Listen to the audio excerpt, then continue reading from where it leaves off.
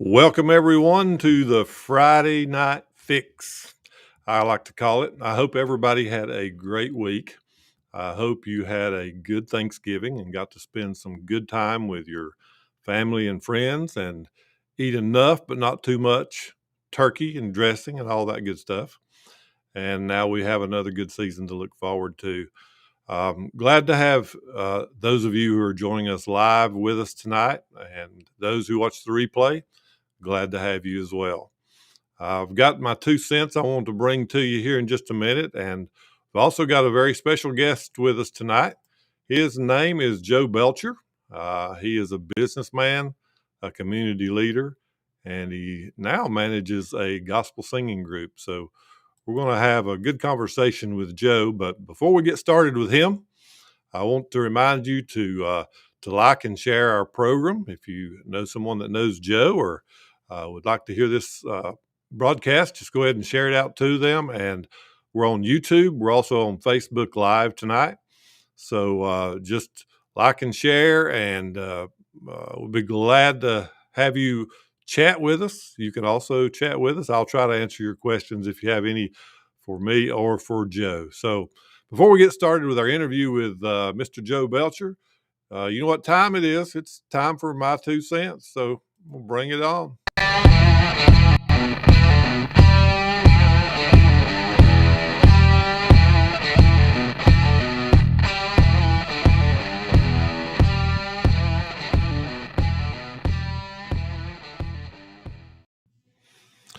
Welcome to my 2 cents. Have you taken your temperature lately? By that question, I'm not talking about checking to see if you are sick physically. I'm talking about your state of mind. How do you feel mentally? Are you angry or full of joy? Are you depressed or do you feel happy? Do you have feelings of anxiety and worry, or do you have faith and hope? Your mental temperature can have an effect on the health of your family, on your business, and even in your community. After you do a checkup from the neck up, as they say, your next question you ask yourself would be, why do I feel this way? If you have joy and happiness, and if your faith and hope is strong, what gave you these incredible results? Who do you socialize with, and what have you been reading? What type of positive daily routines have you established in your life? Whatever you're doing, keep it up.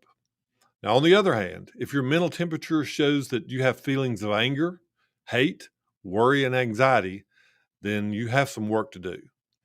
The people you surround yourself with, the things you watch and read, and the bad habits that you have acquired over the years are the things that will make you mentally sick.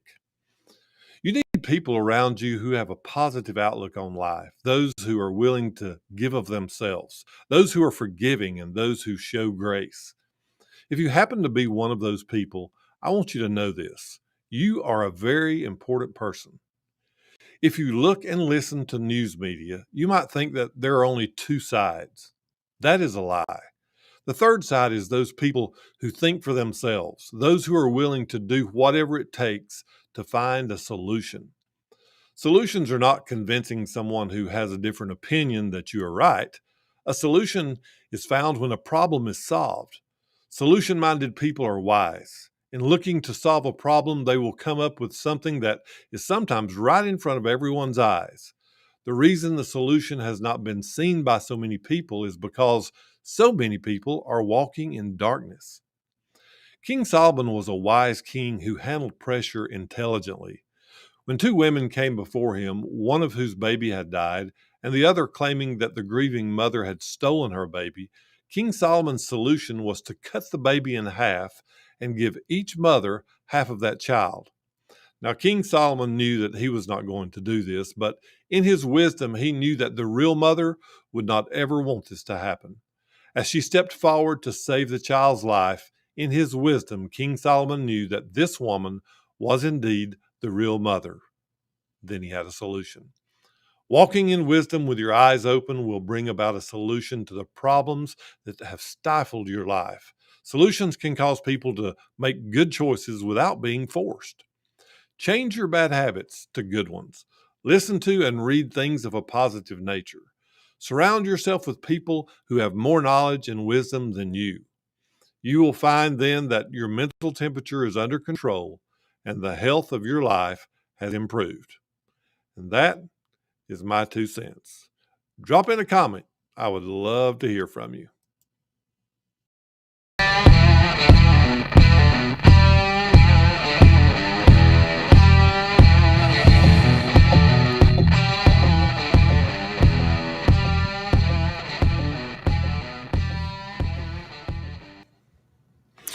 Well, comment if you'd like to on my 2 cents. Would love to hear from you.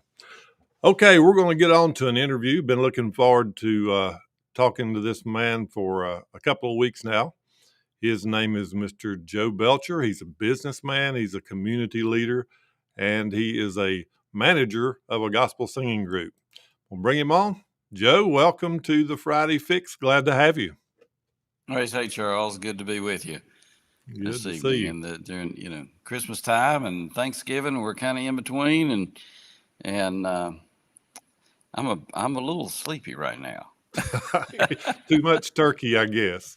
Absolutely, yeah. I Too much had turkey. yesterday and today. Absolutely. Well, I hope you had a good Thanksgiving and looking forward to this season that's coming up. And I appreciate you taking the Absolutely. time to chat with us a little bit here. Yeah. I look at you, Joe, and I see a man who I feel like's had an interesting life, and I wanted to talk to you a little bit about it, and maybe start from the very beginning of where you're from. Where were you born, and where did you grow up, and what did your childhood look like? Well, I was born in Welch, West Virginia, which is the southern part of West Virginia, and it's coal fields of West Virginia. And I was raised in what would be considered a poor monetarily family, and but there was a lot of love, and they did what they could, worked hard. And I remember as a 10-year-old young man helping my father, who was a custodian. Back then they called it a janitor, and I went to the same school that he worked at, and I would help him, in the mornings and sometimes in the evenings. And I thought he was a rock star, because I got to see him at school, so it was kind of cool. So, but I was raised there. I mean, some of the initial pictures you'd see, of the home that I was born in was it was clearly Appalachia, and some of the specials you'd see and some of the places that people would go, they'd be going back to some of the areas where I was raised in, and a lot of coal mines. I used to tell people that the Belcher lineage is one of coal mines and preachers. And I was scared of the coal mines, so I kind of leaned the other way. I never received the call, but I was grateful as a 16-year-old boy to accept Christ, and that's the big game changer in my life, and the providence of knowing Christ. And I always told people that, particularly some of the younger um, men and younger boys and ladies too, that I was trying to mentor through different professions that I had. If you'll give God a blank canvas and let Him paint it, let Him paint your life, then what you'll find is that He'll paint a masterpiece that is beyond anything you could imagine. But you got to let Him do it, Right. and you got to step away from it and apply all the good fundamentals and strengths that I know and that that are not only scriptural but professional and great business foundations as well. So, but yeah, I was raised. I was the oldest of four boys, so I'm not scared of housework. I was one that had to do the washing the dishes and help mom and stuff like that. So Sure. I'm not afraid of that stuff. So, Well, that's but good. Well, you're exactly right. I mean, a lot of times people think their success is because of them, and the good path is not because of what we do. But you're right. God has a big hand in it, and I like the way you put it. Let Him paint the picture of your life, and that's true. Now Yeah. you said 3 or 4 brothers? I had three brothers. One brother actually lives here in the area. My youngest brother, Brad, he lives here. And the one that I was raised with, his name's Wayne. He is still in West Virginia. He's 3 years younger than I am. And he actually went the route of the coal mines. And I actually he was mechanically inclined. He was a diesel mechanic, could take a diesel engine apart and on the garage floor and put it right back together. And I did not receive that gift at all. I did not. I'm going to have the instructions, and I'm going to have somebody there to help me read them and force me to read them. I But got he you. could put it all. He could put it all back together, and I ended up going the route of school because I wasn't a great athlete or anything like that. So in school, I just kind of, in the ninth grade, I had a turning point, and hit the books, so to speak. And my mom and a couple teachers really helped me out, and I actually had the ability that I didn't really know I had when it come to things at school. And so I Well, was able to push through. what brought you down to North Carolina?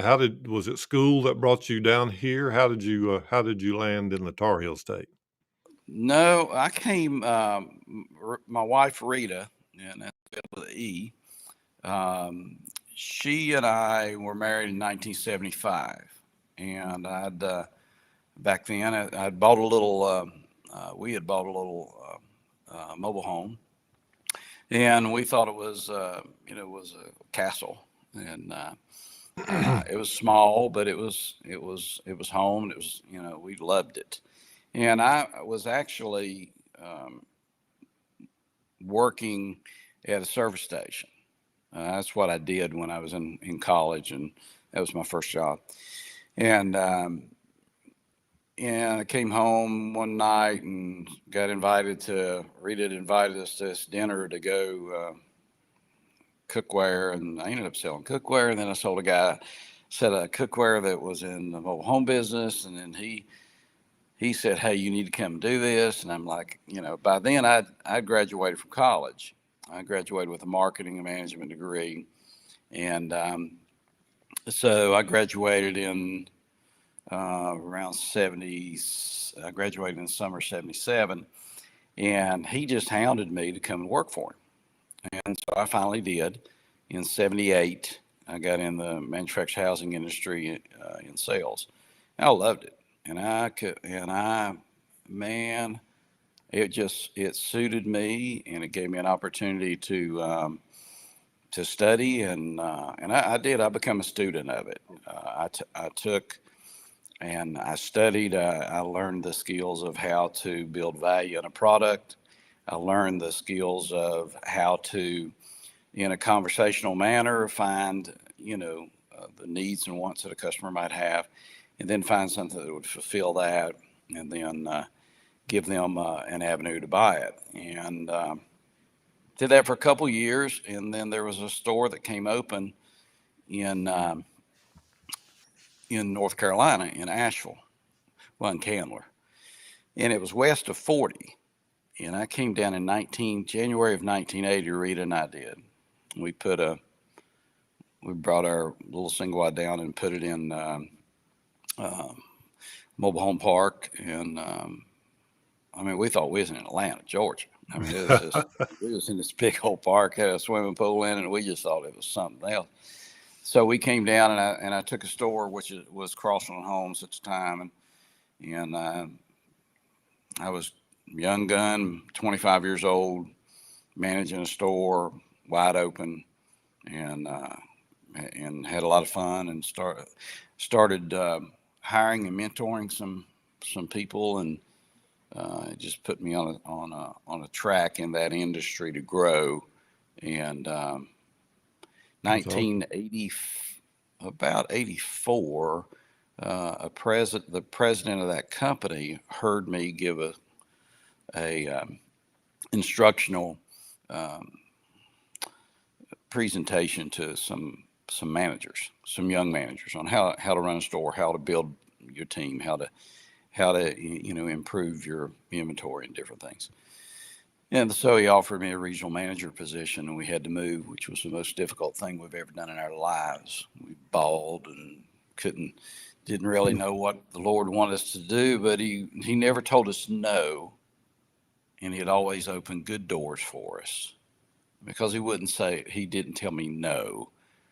Then we went, and got bought out by Clayton Homes, and ended up riding that train for 38 years before I retired. And I mean, I went from sales all the way to vice president, and running 150 locations and training thousands across the country. And probably you and I are probably a lot alike, when it comes to the ability to try to help folks have the right. I really liked your 2 cents this time about the temperature, and about how you can be, I choose to be optimistic. Some people think I look through rose-colored glasses, but I do not. I look through practical glasses and look for practical solutions, but I will not allow darkness or dark thoughts to enter my head. Right. It's not gonna do it. There's no space for it, because I know if it goes in there, it'll find a place. It'll find a resting place. That's right. Man, I just can't deal with it. And sometimes it comes off as maybe not really wanting to participate in certain conversations. So some people think you might be, maybe a little rude, or you don't want to listen to them. And right. It's not really that. I just don't want to give space for that. Tell me tell me how to fix it, or let's figure out how to fix it, and let's go at it, and let's make something happen. That's right. Talk is cheap, as they say. You can talk about something all day long, but unless you take some action, nothing will ever change. So you come right out of school and went into sales, and then went into management in the same business. How important do you think, and you mentioned several things about it, but how important do you think that selling ability has been for your life? Well, I didn't know that I had the ability to sell, or build value in a product, or anything like that. I had good teachers. I had the best teachers. When I was with Clayton Homes, Jim Clayton, I like to tell people, next to my earthly father, he was the greatest mentor I ever had, because he would take me and show me and tell me and teach me, and say certain things, and I use those things. I use those statements today, right? As I try to help people. But as far as sales, for me, it was like, my brother was a mechanic, and he was great at it, and he had the hands for it, and he had the thought for it, but he studied. Okay, I became a good salesperson. I don't think I wasn't a great salesperson. My son is in that field, and he's better than I ever was as far as the sales process. I was good, but I was better at teaching other people to be good. Right. Once I got to where somebody noticed that, well, that boy can sell, or he can do this, or he can do that, then they come and say, hey, we want you to show somebody else how to do that. And then you kind of dive into that, and you do it the best you can. And you grow through that, and you struggle through that. And there's certain things you keep, and certain things you throw away. The things that, one is, you build from a foundation of honesty. You just tell people when they're, if they're trying to buy something, or, that, hey, you're going, welcome to Georgia Home Ownership. You're going to work on it the rest of your life. We're just going to help you the first year, or whatever. I mean, you're just going to work through these things and tell them exactly how it's going to be, and that. So I always tried to do that. Yeah. Well, that brought up probably another it brought out another gift that you probably didn't know that you had from selling into being a trainer or a leader. I like to call them leaders rather than bosses because to me there's a Absolutely. huge difference. Oh yeah. um, People obey a boss and they follow a leader, and Yeah. a leader can lead you into other things, which eventually you ended up going into politics. So how did it change from being a salesperson, a manager, and a trainer and a VP of an organization into politics? What brought that on? Well, I was I'd been praying about, what do you want to do later in life? And for me, I'd been in the industry for a long time and thought, I might want to try my hand at at retiring. And then um, something came up the last year I was with Clayton. I actually ended up going back with him, which we might have a little short conversation about that. But um, I wanted to go in some kind of service. Well, I thought, some kind of mission work, something, I didn't really know. And then um, I had thought about, I'd been before a couple local governments and fighting for affordable home ownership and trying to get rid of some of the stereotypes on manufactured housing and, how Right. people were still stuck in the 80s and the 70s and they just couldn't get out of it. Right. And I was trying to change them and change it. I couldn't do it. And so eventually, an opportunity came to run for office and be part of the solution and to be able to work from the inside, and have a different perspective than anybody on the board. So I decided to run for county commission here and did that in 2000. And around 2011, I was elected, decided to run in 2011, was elected in 2012 and served until 2020. And if they hadn't changed my district, I would be there now. But I know that I like to tell people that God didn't shut that door; He slammed it for me. It was Yeah. clear. He Yeah. told me that it was time for you to go. But I didn't find out about politics until I got in, because Right. I was going in to serve. I didn't care about politics.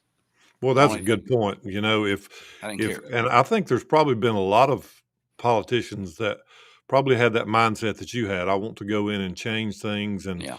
and you get into a whole nother world, and it for some people it has a bad effect on, and they just get caught up into that same thing. But do you feel like in your time there, and you was there for what, 10 years? Was about that? 8. I was Eight there 8 years, years, 2 terms, 2 4-year two terms. terms. Yeah. Do you feel like that you were able to accomplish some of the things that you set out to do when you become a county commissioner? Yeah, I did. I think the first year was very difficult because, it was it was a new position, it was a new job, it was trying to navigate, through some of the things that people were telling you, and some of it was accurate, and some of it wasn't. And then I decided that once I understood, when the meetings were, what, parliamentary procedures were, exactly what the decorum of the chamber needed to be, and what there's a couple of ways that you can go about any profession. Right, You can be one that is a leader and one that is a consensus builder, but not a compromiser. Totally different. You know that. That you can reach this hand and this hand, bring them together, and come up with a solution that doesn't have anything to do with politics. right, Most people don't realize that, a county commissioner's job is to spend tax dollars. Well, if you have conservative backgrounds and you have business principles, conservative principles, and you listen to the public, then you tend to be pretty fair in that, in your right. application of it. You tend to be pretty fair in it if you're listening. I think I listened pretty good. But again, I was the affordable housing guy, and I was also the they how do I say it? They knew exactly where I stood biblically. For example, I was a conservationist, not an environmentalist. I'm a biblical conservationist. I believe that That's it is my interesting. Yeah. job. And when I was put in government, part of what I was called to do was to make sure that we were doing what we could in a reasonable fashion and in a practical fashion to make sure that we took care of this our area and what God had gifted to us in these mountains. And that required some, difficult decisions regarding, restrictions in certain areas, such as high steep slopes and things like that. And um, but those were good decisions. And being able to was actually able to work with affordable housing and in that realm and become what I believe very respected in that because of my experience, but also because of my heart. I believe that that no matter what your economic position is or how much you may or may not have, everybody deserves right to own a home if they can, if that's what they want to, if they want to. Absolutely. And And that that is getting to be more and more difficult for the oh average my Joe, goodness, you know, yeah, and you know as well as it's I really do, bad. the way things have just exploded around here. People Yeah, wanting to move out of the big cities, move into small communities like ours, and so that was probably a good time for you to be in politics, where you could actually make some changes. It seems like things are getting a little tougher now, and I mentioned in my 2 cents how that people seem to feel like now there's only two sides. You're either black or you're either white, not sure, not in race, but in the way that you think. sure, And it kind of makes a division between people. And I liked what you said. It didn't matter when you got into politics, what if a person was a Republican or a Democrat or whatever, if they had a need, that was the most important thing. And it looks like we're getting away from that, and we need to be drawn into what people need. That's why I believe there's a third side, and that third side is just to use our wisdom and our knowledge, and like you said, our heart and our care for other people. And I noticed that's what you went in there, and I was glad that you came out that way as well. And you said the door didn't just shut, but it slammed closed. Tell me a yeah. little bit about that. Why do Well, you why do you say that? well, the reason I say that is when the district changed, once it did, I ran the race hard, but the numbers showed that with the change that was made, I probably wasn't going to want to get back in. If it was my other uh, area that I had, you know, I had so much support because I had been a person that listened to everybody, but did not budge on my position, biblically, or people knew opposing people are going to vote against something that I was going to vote for, or vote for something I was going to vote against. They already knew, well, Belcher's not going to vote for that. And so after many, many years, after Right. several years, it became really a badge of honor where they would say, well, Joe's not going to support that. And if they wanted everybody to come together, then they were going to, um, they're going to have to make some changes. But the way that it was slammed for me is that I had no anxiousness regarding the end. I knew that that I had been able to go in, calm down while I was there. Was able to kind of calm some of the decision making process, try to be a good parliamentarian, not to lose my cool. Well, I got close a Right. couple times, but not to not to lose my cool. Just to kind of keep the chamber what it was, and helps schools. Was able to help build some schools and be able to help some kids and some that had some difficult situations, and mentor and help them in some of some of the schools that struggled. Was able to go in and talk to those kids, and just to be able to do some of those things, and mentor and help, and feel good about that. Not so I would feel good about myself, but feel good about just being part of helping somebody. I mean, you know what that is. Just Yes, feeling absolutely. good about. But when it was over, it's over. and the districts will change again. I could probably go and run again if I wanted to, and probably win. And I still stay involved. I was a big involved in the tourism industry. I was on a tourism board, and I still try to stay involved in that. I do talk to one of the commissioners that are on there that's on the board now, that I'm good friends with, and I still talk to him often. And so we still have, and I still have some concerns locally, because if they'll stay on task of business and stay off of the national rhetoric, and then we can do fine.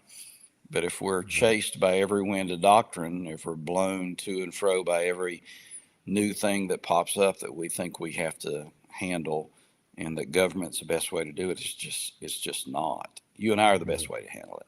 Well, that's really good advice, to stay more centered locally and small than get involved with all the big stuff, because there's enough problems locally without having to go outside state lines and include the United States, and then include other countries, because everybody's got their own opinion. But we should try to change, like you said, we should try to change our lives here that affects us. I was born in Buncombe County, and I've been a Buncombe County resident for a long time. I lived in Virginia for a while. It's kind of funny you lived in West Virginia, but came back here. I appreciate what you stood for, as being a county commissioner, and the changes that you were able to make. Now, after coming out of that, it probably left a little bit of a hole. I know you say you stay involved in the community and doing different things.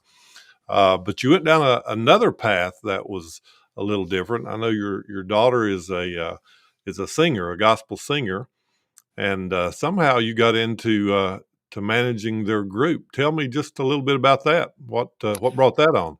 Well, I've got a couple of things that I got going on right now. The way it happened is, one is, I love being part of that. I cannot sing. The Lord knows that, and you do not. You want to clear a crowd, or I can do it now. You can do that. And they're not going to invite me back to sing, but I have the gift of administration, and I also know what sounds good. I do know what sounds good. I do know what blesses my heart. And plus, it gives me an opportunity to work with my daughter and my son-in-law, and another sweet girl that's in the group. But that just kind of come along. I think at first I was hanging out with them, and they let me hang out with them. Yeah. So we'll let the old man hang out with us. And then afterwards, God started opening some doors, and then over the years, the last few years, I would put out, feelers and messages, and and just talk to a few people and say, hey, you get a chance, you ought to listen to these guys, and then for those that I knew, I would use, ask my daughter and son-in-law, and I'd pull the Ken card, you ought to listen to them. And then All right. Then several years, well, about 5 years ago, I guess, we started some of the music that was sent to us, some of the songs that was being written. God just decided to use them. Was the only way I can say it. And then it became clear that they were going to need somebody like me doing this. And so it really clears a path for them to be able to pray, and them to be able to practice and go sing and have a touch on them. And they got quality vocals, and I enjoy doing it. But so I do a lot of outreach and for them, and that's basically what I do. And I do I kind of watch a few things,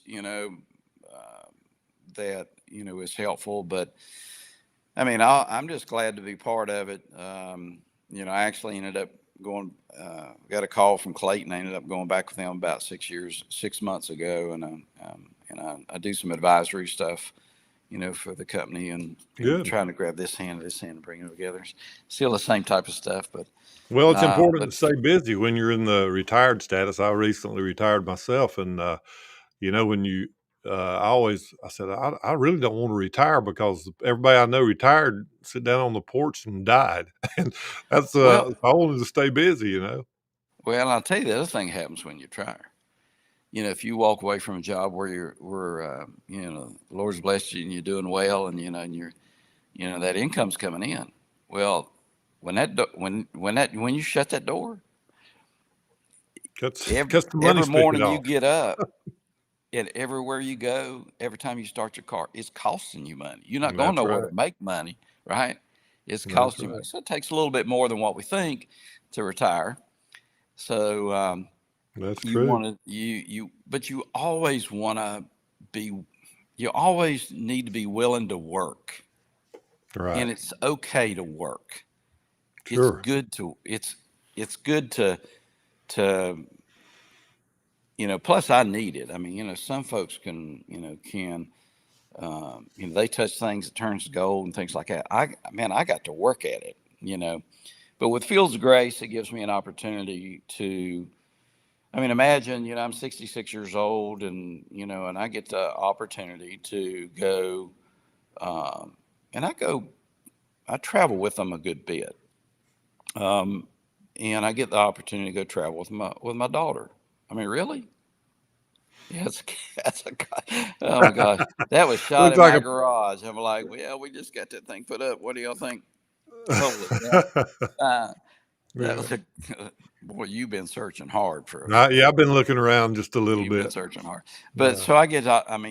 Really, both of my children are saved, and I get the opportunity to go and listen to my daughter sing.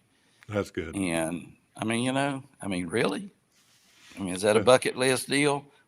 I mean, Well, why, sure, it's a blessing for one it thing, is. It and is.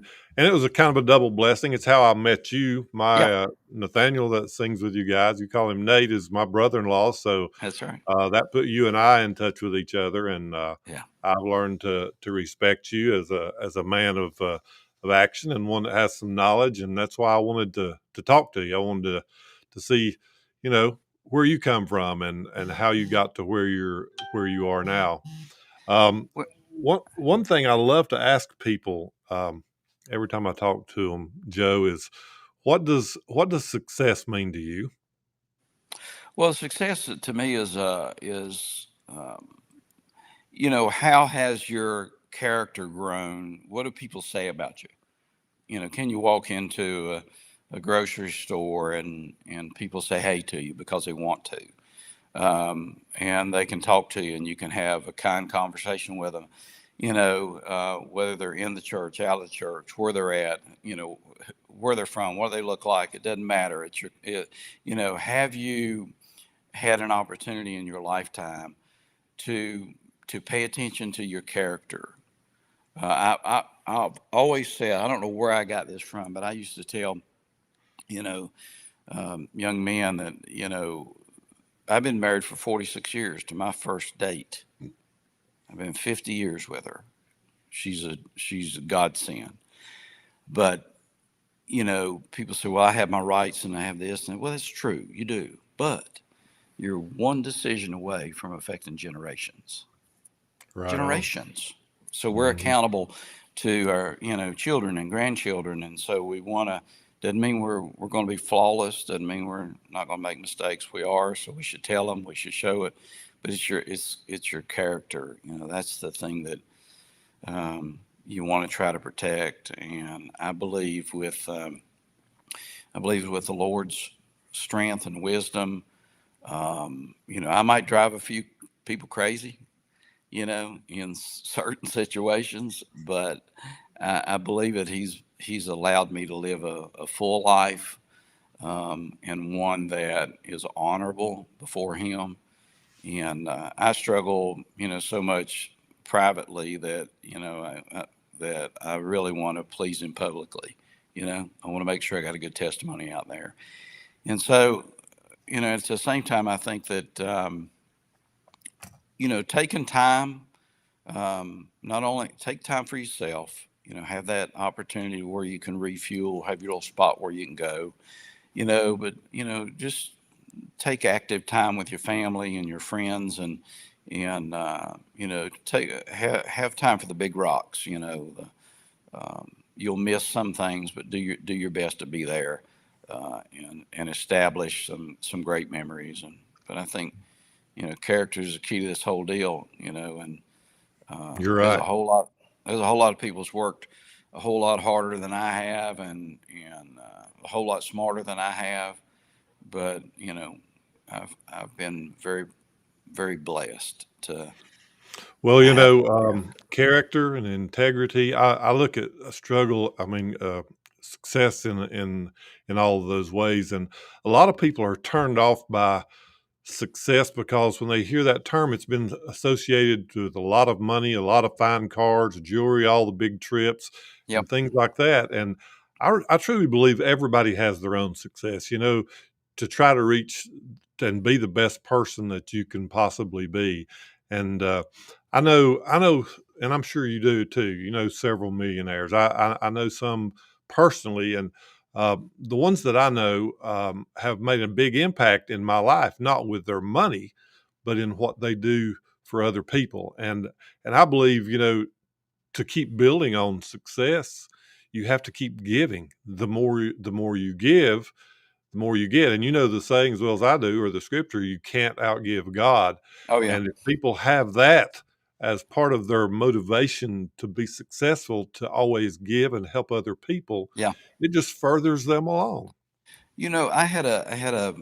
I'm glad you brought that up because I had when I was when we moved to Tallahassee. That's when we actually had to move out of state. I told you about that. And but that's where my son was born, and we ended up going to a church, and there was a Sunday school teacher there, and I'll never forget him saying his financial advice was give 10, save 10, and spend the rest. Now he gave me that advice at 28 years old, and it was the best financial advice I ever got, and I give it to everybody: give 10, save 10, spend the rest. And you may spend it, you may waste part of that, you may decide to even invest part of that, but and I have goals to have giving goals early in life, early when you're in your, especially if when you hit your earning years, whatever that is, whenever that might be, when all of a sudden you maybe have more than you need, then have some solid giving goals. And if you will give, um, later in life, you may end up giving more of your time because you're not in those earning years. So give financially, give your time, give your talents, not only give them to the Lord, but use them for the Lord, and give them to others. But have giving goals, because I remember early in life having a few of those that was given to me. A goal of saving and a goal of giving, and God honored that. He gave it to us to give it to others. Um, and I That's don't know right. why, Charles, but one of the things that's helped me is, um, I like spending and I like giving, and I watch that pretty much. I watch it carefully, but um, but I don't pay attention to money. I don't stress it.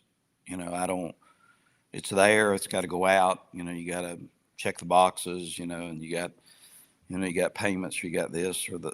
But I really try to not stress over it. Just Yeah.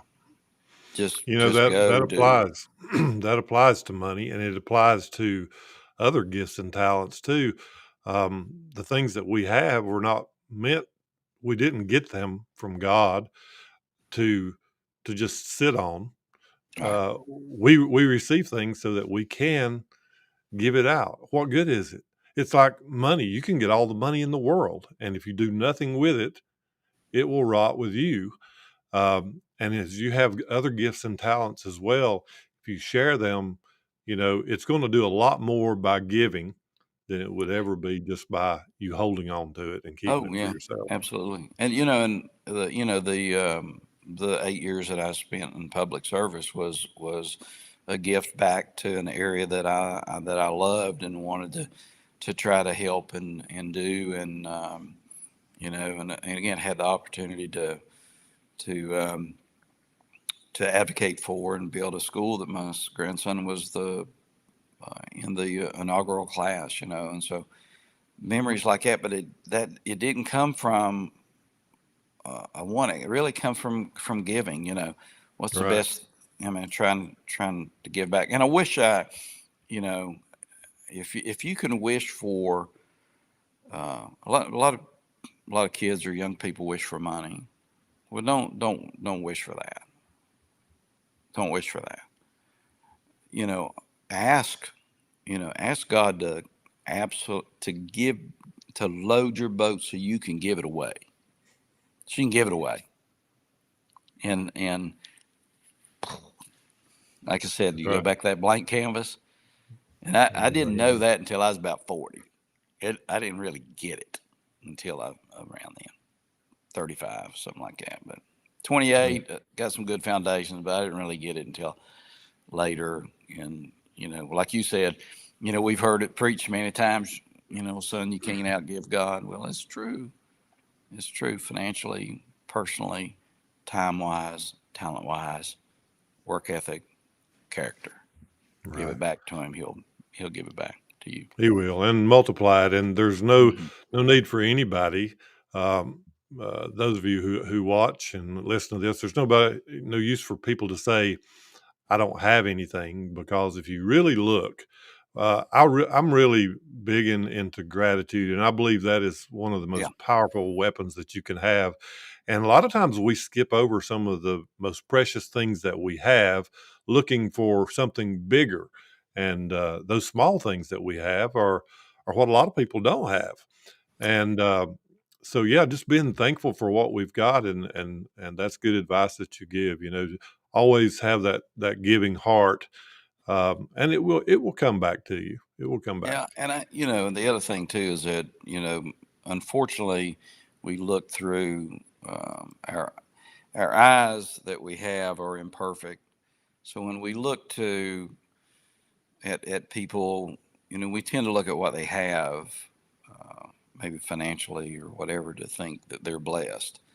Well, when I grab the hands of, hand of my, you know, two little a grandson and granddaughter, and I get to hang out with my older grandson, you know, you can have everything I got. This stuff behind me, all this wood and glass, that don't mean nothing. But kids, grandkids, my wife. I started to say wives. That wouldn't be good, would it? Lord have Oh, mercy. you better watch that. You do Yeah. have a good one. Yeah, I know Rita well, and she is a fine lady. You were Yeah. definitely blessed. I just don't know how she put up with you for 48 years, but Well, I go on. I, yeah. I traveled a lot. Okay, I staying went on on the the road's the road. secret. Yeah, Oh, there's a secret. absolutely. Yeah.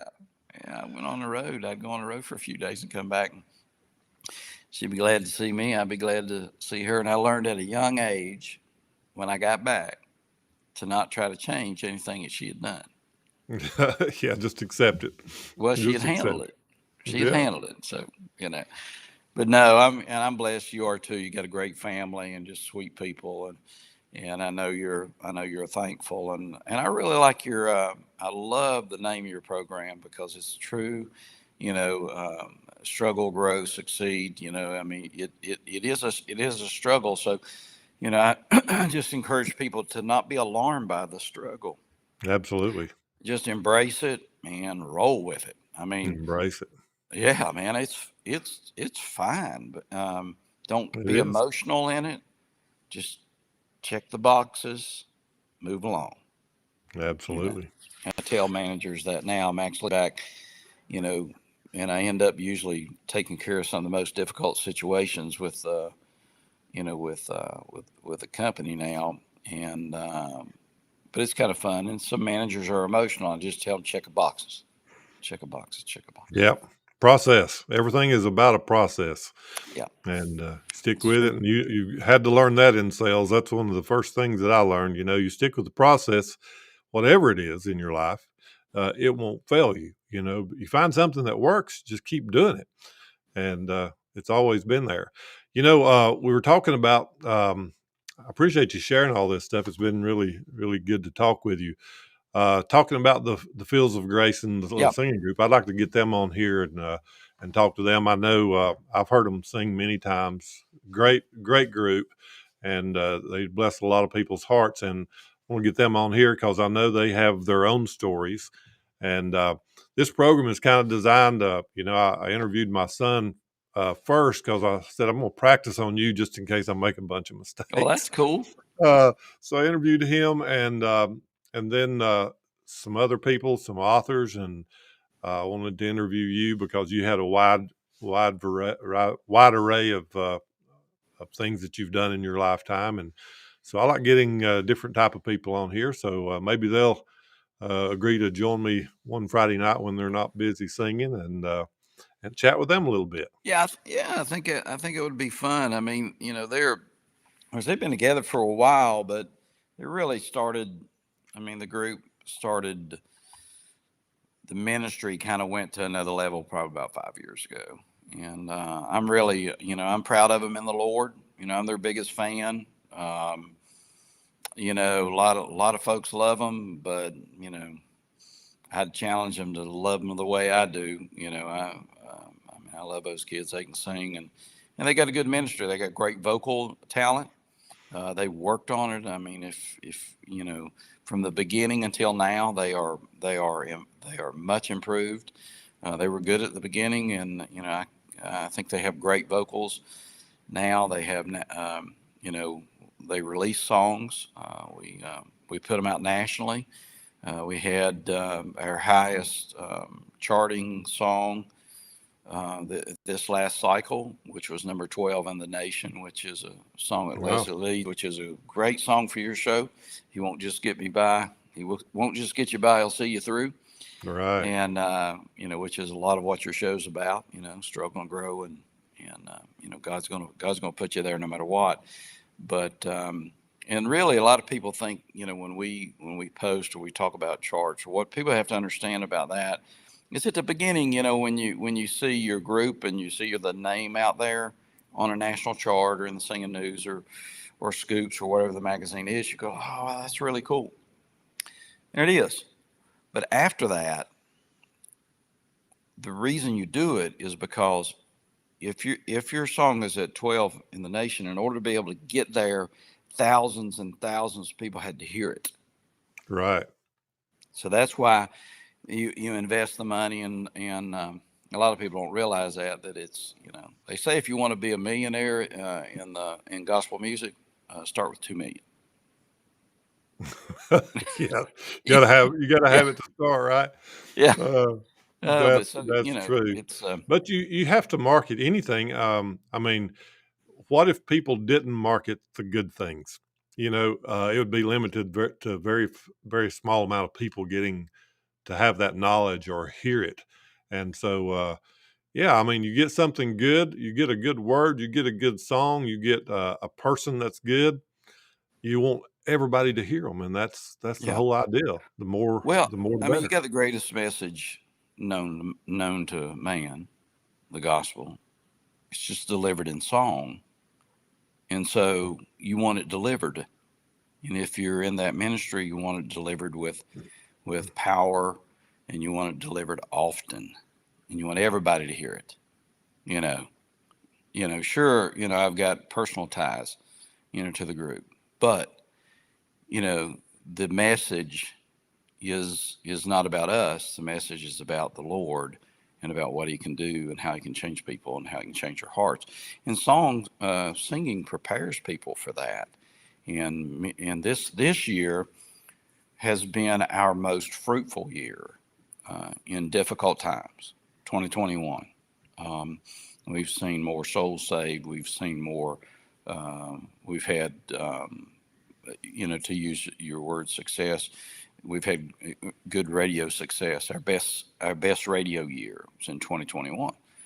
Because people are reaching out on the internet, reaching out at YouTube, reaching out in other places, and being encouraged by certain songs, and they're seeking that. So That's one of the cool things about the music ministry is that people seek out that form of entertainment, and in gospel music they're seeking out a message, Right. and you And catch they it, may not know it. They may and not you're know it. catching a few, right, you're Yeah. catching a few that are seeking out entertainment and stumble on the gospel, and it moves their Well, heart, and which is cool. it's just like with anything. You talk about the struggle, grow, succeed. There's certain levels that you get to. You struggle and you grow and you succeed, and then it starts all over because you, at a different level, you have a different struggle, and you have different types of growth, and you have different types of success. And the way I see it, and the reason people talk about people who are so successful just seem to, if they don't fall into drugs and that kind of thing, they continue to get more and more and more successful is because they're going through those levels. I mean, that applies to the Fields of Grace singing group. It applies to the school teacher. It applies to the Yeah, person who worked in the mobile home industry, um, or in the car industry. I've seen it. I've seen it myself. As people struggle and they grow and they become successful, if they want to go to another level, they're going to have to struggle again, and that goes for our life in general. If yeah, we it want to does. get better, a better person, we're going to continually go through struggles. So you're not going to get away from struggling, and you're not going to get away from growing if you want to obtain that final success. Yeah, and there's just so much scripture that I've always hung on to. If you want to do everything heartily as unto the Lord. I mean, which just simply means give it everything you got. I mean, it's not rocket science. I mean, just give it everything you got. If you're going to sell cars, and give it everything you got. And if you're seeking, financial gain, then give it everything you got so you can give it away, or so you can give it back, or so. And if you get part of it, fine. If you don't, it's not a big deal. The difference between most people is not who they are. It's they may live in a different home, but the difference between those folks is somebody's got a bigger house payment. I mean, it's not, they're the same folks. I mean, Rita Yeah, and I that's are the right. same people that lived in that little 12 wide. That's right. We are the same folks. You know, um, we've hurt like everybody else. We've struggled like everybody else. We've had tragedy in our life like everybody else. We've went through just dark times and difficult times, but the blessings have outweighed any of that, and it pushes down that memory and creates this desire to just do more. And part of that, in doing, is enjoying it and having fun with it. And whether it's managing a gospel group, or whether it's fixing difficult issues in a housing company, or whether it's public service, or whether it was sweeping floors with my dad in a elementary school. It's all done with passion, you know, and That's all right. you got to do a good job. Got to Do do good. it. Do the best that you can do. Um, That's it. See, I got so wrapped up in our conversation. There's been people commenting and writing some things. I just want to read a couple of them. Uh, a guy I had on here. His name was Pete Jones. He said he loves the story of wisdom, and uh, this week's 2 cents was great. Must be your daughter, Leslie Belcher Smith. Should give you a little hand clap there. Uh, and Stephanie, my wife, she got on here. She said, "Thank you for sharing." Diane Wilson Mashburn, she is joining us. Thank you. Ruth Murray, she said, "Hello, thanks for sharing." She's a lady I interviewed all the way from New Zealand. So we're watching her. Cool. That's It's cool. We got some tomorrow in New fans in New Zealand, Zealand. Joe. It's Yeah. tomorrow over there. It's crazy. Um, so let's see. Yeah, it looks like Carly's on here. So we've had several people. I'm sorry I missed the comments, but very thankful for the people who have joined us tonight, and I hope the insight and things that Joe had to offer has been a blessing to y'all. And Joe, I appreciate your time. I appreciate you taking the time out of this busy holiday season and staying up maybe past your bedtime. I don't know what time you get in the bed, Oh, but I don't get in the bed till late. it depends. It depends. Uh, I could have been in bed an hour ago, but I may sit up another hour. Actually, mm. what I did, I hit pause on a ball game, so I'm going to try to make sure I don't find out what the score is before I watch the rest of it. All right. So, but anyhow, I thought, how in the world am I going to talk to Charles for 45 minutes? He says normally 30 to 45 minutes, and we've done 45 minutes, and We've so done good. we We've done we good. We could have, probably talk for a while longer. I'll get you back on later, Joe, and we'll talk. And yeah. I'll get in touch with Fields of Grace and hopefully get them those kids on here. And we'd love to hear from them. And I'll put them on the spot and make them sing without music when I get them on There you here. go. So Well, they can do it now. They can do it. I'm So sure let they me can. just a shameless plug here at the end. They can go to fieldsofgracemusic.com if you want to find out more about the ministry. Go there, and there are also Fields of Grace on Facebook, Instagram, and Twitter, and you can listen to their music on YouTube or on the website fieldsofgracemusic.com. So, Charles, thank you much, Absolutely. man. We'll be sure and put that in the links below so that people can hear and maybe give them a little taste of the music. I played one of their songs last week on the very end of the show. I saved it. I didn't tell anybody what I was going to do, but it was "Thank You, Lord, for Your Blessings on Me," It's a good and one. it was good because we had Thanksgiving come up. We got a lot to be thankful for, Sure. and thanks again, Joe. I appreciate your time, Yes, and sir. I hope you have a good night and Merry Christmas to you and your family. Yeah, God bless you. Take care. Take care of yourself. Okay, thank you guys for joining us on the Friday Night Fix. We had a good conversation with Mr. Joe Belcher, and for those of you who are watching the replay, be sure and drop in some comments, and come back next Friday night when we'll have another night of the Friday Fix.